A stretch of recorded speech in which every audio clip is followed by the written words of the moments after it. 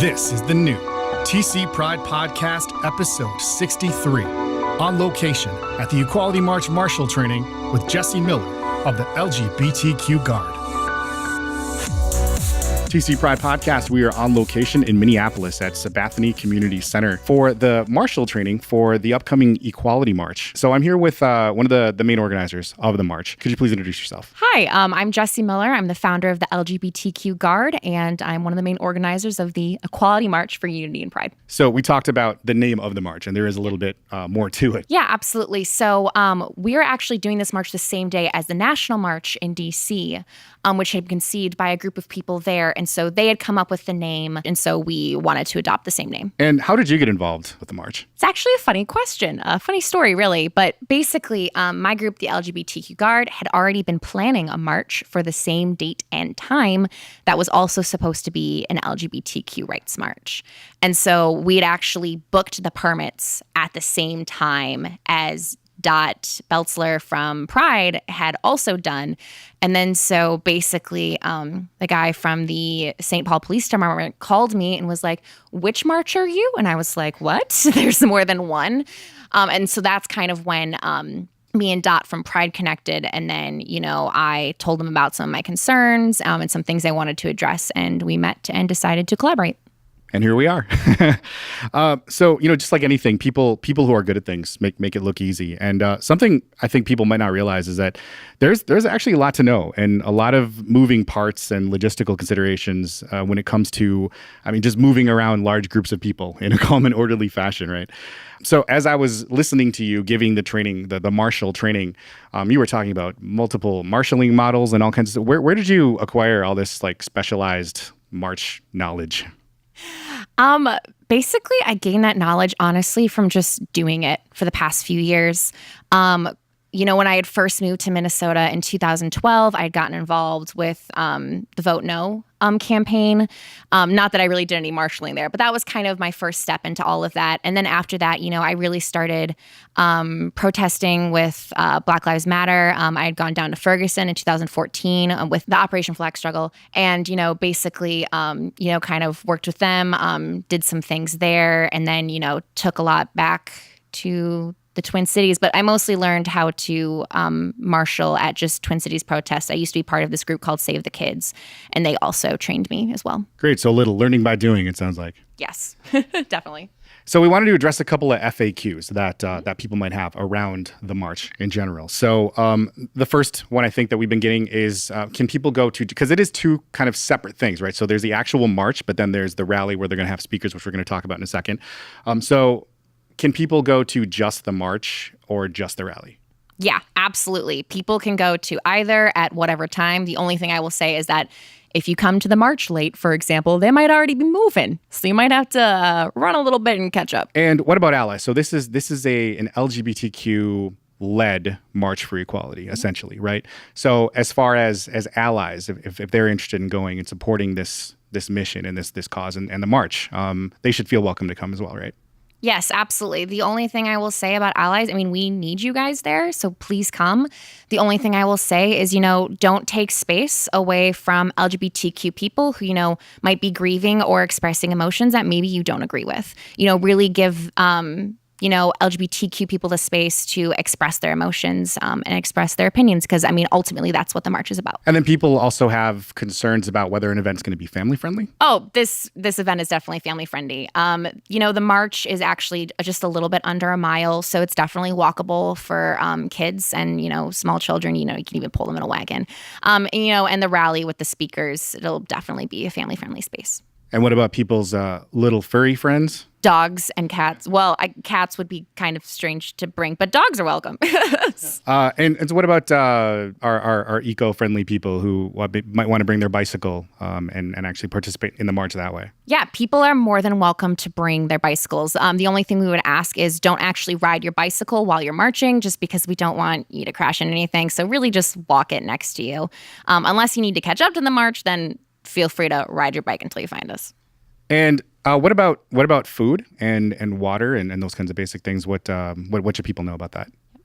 As for food, I would suggest, maybe packing a lunch or something. We're not going to have any food trucks or anything, so maybe bring a couple snacks. Also bring a water bottle to fill up. We will have a water tank where you can fill up your water bottle. I'm imagining that we should also have cups for people to drink water from. So don't worry as much about water, but definitely for food, bring some snacks, bring some granola bars, even pack a lunch if you'd like. Another thing that the march organizers were sure to address were issues around accessibility and people that might have mobility issues. What kind of steps were taken to ensure that those people feel welcomed in the space? Yep. As a disabled person myself, this was kind of one of my biggest priorities. So one of the biggest things is that a march is making sure that there are SAG wagons. SAG wagons are really just any type of vehicle that are at typically the fronts and the ends of the march, just to ensure that, for example, if someone gets dehydrated, maybe they need to take a break. You can just stay where you are. The SAG wagons will catch up to you, and we will be stocked with water and all of those sorts of things. And then also, let's say you can only walk like a really, really short distance. Maybe you can only walk like a quarter of a mile. That's completely okay. You can also just stop where you are, and then the SAG wagons will come and get you. I also wanted to add that we will actually have ASL interpreters during the rally portion, just so that we can make sure that everyone understands. And there are people who feel that no march is complete without maybe some drums and guitars. And what would you tell people that are maybe eager to bring some musical instruments along? I would say, that's totally fine, especially if you're doing chants and things. The only thing is we would ask that you don't do it during the rally so that everyone can hear the speakers. And so it is in St. Paul. So, people might not be as familiar with St. Paul. What could you tell people about parking in the area other than probably get there really early, right? Yeah. So the main parking is going to be at the Capitol. I'm pretty sure we'll be having signs, and there are also signs that will say like where to go for Capitol parking. Honestly, our biggest recommendation though is that if you can take public transit in, please do, because we don't really know how many people we're anticipating at this march, but we are expecting a lot.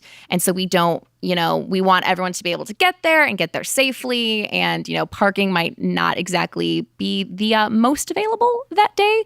So, we'll also be having people at the Western Avenue and Capitol Rice Street stations directing people towards the march. And it's good for the earth if you can carpool or do something like that. So during the march or rally, there may be people, there usually are, who are, as we said in the training, expressing their rights and or sharing opinions that are not especially inclusive or tolerant. So Eva Wood, Outfront's anti-violence coordinator, who we're planning on having on an upcoming episode of the podcast here soon, she gave a great training on de-escalation. She talked about how things can quickly get out of control if people aren't conscious of their responses to those kinds of situations. So even though there'll be designated people who are specifically trained to manage those kinds of situations at the march, if someone attending the rally, or I guess any large public gathering for that matter, if someone encounters a potentially volatile situation, what are a couple of quick pointers you can give people for dealing with those kinds of situations and helping keep everyone safe? Yep, absolutely. I would say first thing is that if you do see someone in a yellow or orange bright vest, please go to them first because they are trained. However, I realize that's not always possible. So if that's not possible, if you are witnessing two people getting into an argument and you do indeed want to intervene, just get them away from the march or the rally itself. Give them some distance and also try to separate the two parties. Not physically by any means. Don't do that. Just be like, hey, let's come over here. Let's get some water. The biggest thing is really just to remain calm and to not escalate by cursing or getting angry back. Those are really the biggest things. There is a possibility that we will have counter protesters at this who are very anti-LGBTQ. We really don't know. And if those people show up, they have a right to be there only because it's a public space. So it's really about, not getting up in people's faces about that. And even though you do not have to respect what they say at all, the best thing is to really just get them away from what's happening and being respectful only in order to not escalate the situation. So speaking specifically of the rally, there are going to be some great speakers there. Yeah, so we're really excited about some of the speakers we got. We got Andrea Jenkins, who is a fabulous spoken word poet, performs all over the world. But Andrea Jenkins is also running for city council. So, we're really excited about Andrea. We also have representatives from the Bisexual Organizing Project, as well as the Black Liberation Project speaking. And we even have Barbara Satin and Jesselyn Frank, too. If for those who don't know, Barbara Satin is a trans elder who does a lot of great work in the community, and Jesselyn Frank is a deaf LGBTQ group organizer. And so we're really excited to have kind of a diversity of speakers that will be happening. And, our goal was really that the theme of this march is intersectionality. And any issue that happens to someone in our community is an issue that we need to stand in solidarity with. And for people who can't attend the march, what are some other ways that people can support the march? So there are a couple other ways to support the march, which is one, just financial donations. We do have a website set up for that. You can check the Equality March for Unity and Pride Facebook page. Also, buying T-shirts. So people don't realize that this march is going to cost us a lot of money. The estimate is probably about $50,000. And we are raising most of that through T-shirt sales. So we really need people to buy T-shirts. We will have actually a few T-shirt selling events before the march that are happening next week. Once again, check the Facebook page for those, just because I don't know exact dates and times and locations. But we'll also be selling them bright and early at 8 in the morning at the march. Well, great. So that's a little bit about the march. That's actually a lot about the march. So actually, I wanted to ask you about the organization that you're representing, a new organization in town called the LGBTQ Guard. So for people that haven't heard of the LGBTQ Guard yet, because I'm sure they will soon, what can you tell people about the Guard? Yeah, so we launched on Inauguration Day. There was a bit of a reason for that. That wasn't a coincidence, right? No, absolutely not. Not a coincidence. So, we're a volunteer-run buddy system, essentially. So people can go on our website, www.lgbtqguard.com, or they can text our phone number, 651-764-SAFE, and they can request a guard. And so, if you're ever feeling unsafe or you're actually being harassed, you can use one of those two methods to get a hold of us. We'll come pick you up, or we'll take public transit with you. So basically, really, our goal is that we're a volunteer-run buddy system aimed at reducing hate crimes and increasing safety within the community. And so I was checking out the website, and there are parts of the website where you're very clear about a couple of things that the Guard is not. Yes, that is definitely true. We're very clear about the fact that we are not all trained in self-defense. We actually have been working with Diane Long to host free LGBTQ and POC-friendly self-defense classes, actually here also at Sabathani. And, we've been hosting those about monthly. I think the next one will probably be in July. But otherwise, not all of our guards are trained in self-defense, and that's just important to know. So a lot of times whenever someone is passionate enough about a cause to start an entire organization around it, they have a personal story about what got them to that point. Yeah, definitely. I mean, basically, couple weeks really before the election, I kind of had the idea because I don't know if everyone remembers the whole safety pin stories and all the controversy about that. And I was kind of like, well, I think it could be a really great idea. I just think it's being done in the wrong way. Why can't we do something almost like the safety pins, but within our own communities? And so that was really kind of where the idea of the Guard came from. And so a couple weeks really before the election, I had kind of started to think about, okay, well, I'm going to go around to these organizations, see what they think. Maybe they already have this idea. And honestly, quite a few of them almost laughed in my face and really didn't care about this idea at all, which I found immensely frustrating. And how this really ended up starting was that I was actually, I was venting to my friend and their roommate.